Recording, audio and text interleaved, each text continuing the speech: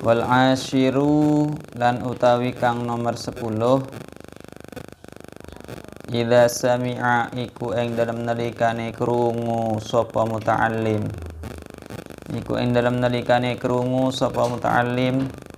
asy-syaikha ing guru yadhkuru halenutur sapa syekh hukman ing hukum fi mas'alatin ing dalam siji masalah au faidatan utawa ing faidah au yahki utawa nyeritaaken sapa syekh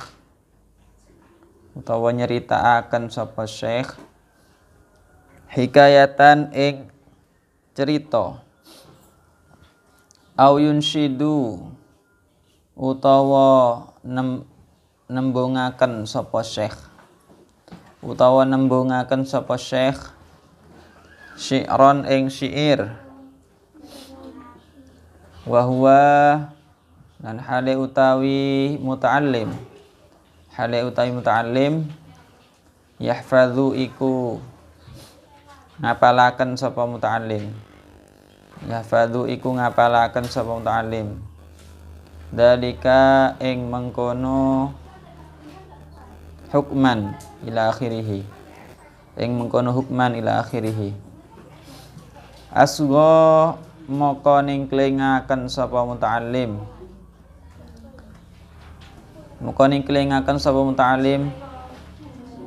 isgha mustafidin kelawan koyok ning kelingakene wong kang hafal faidah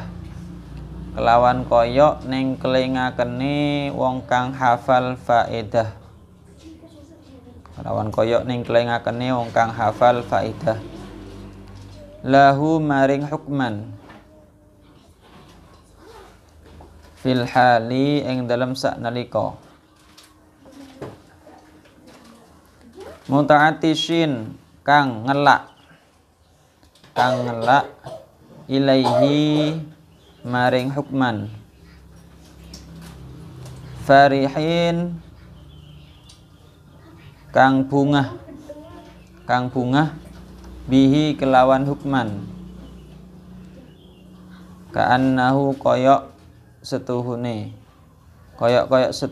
muta'allim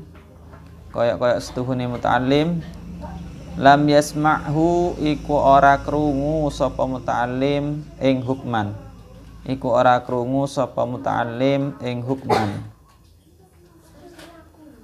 qatu kelawan babar pisan.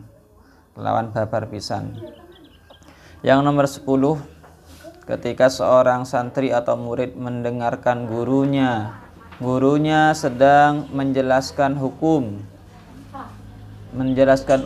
tentang suatu permasalahan.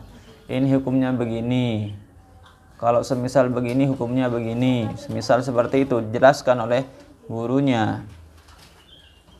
Atau sebuah faedah, sebuah nasihat. Gurunya menasihati atau menjelaskan nasihat-nasihat dari ulama-ulama salaf terdahulu, dari ulama ahli hikmah semisal. Nasihat-nasihatnya dijelaskan oleh gurunya.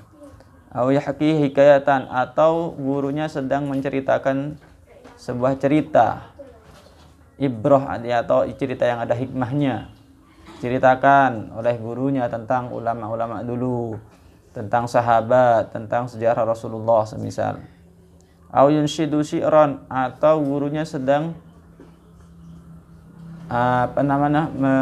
melafatkan syair-syair, melakukan syair-syair. Kalau ulama-ulama dulu itu senangannya syair biasanya.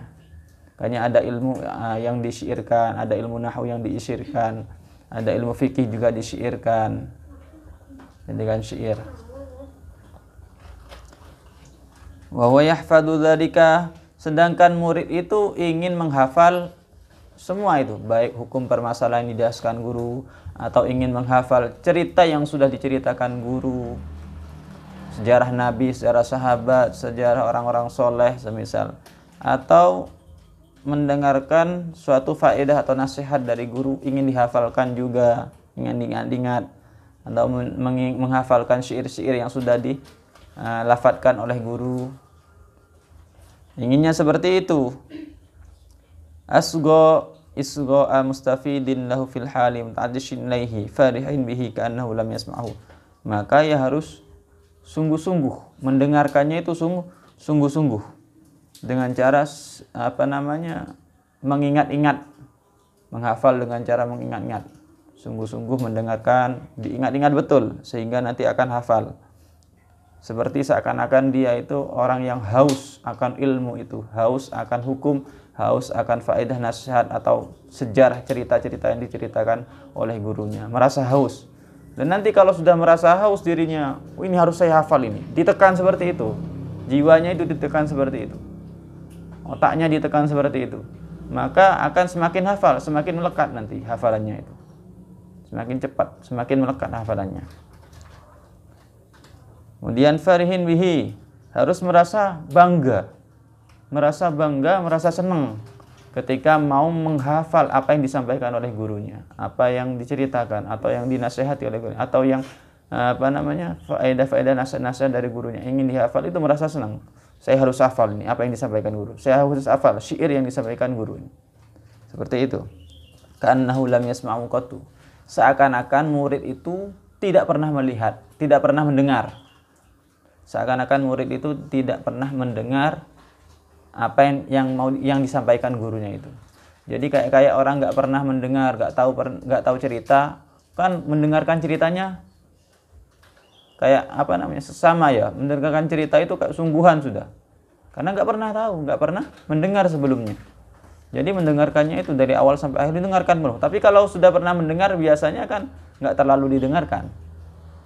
Sudah tahu ceritanya, nggak terlalu didengarkan biasanya. Itu kita seakan-akan ketika mendengarkan guru, penjelasan guru, seakan-akan nggak pernah mendengar sebelumnya. Gimana? Ya kayak serius itu, kayak nggak pernah mendengar, kayak orang nggak pernah tahu sebelumnya. Selalu serius, selalu didengarkan dengan sungguh-sungguh. Qala Ata'un radhiyallahu anhu, qala dawu sapa Ata'un, Imam Ata' radhiyallahu anhu, inni setuhune ingsun, la asma'u iku yakti krungu sapa ingsun, al hadisa ing hadis, minar rajuli saking wong lanang, wa ana lan utawi ingsun,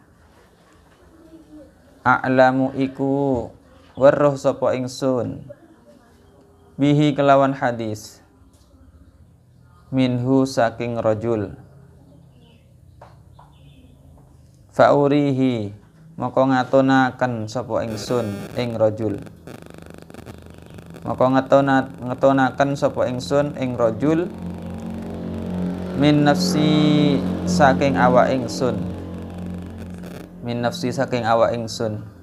ini setuhune ingsun, la usinu iku ora bagusi sapa ingsun, minhu saking hadis, syai'an ing suci-wici.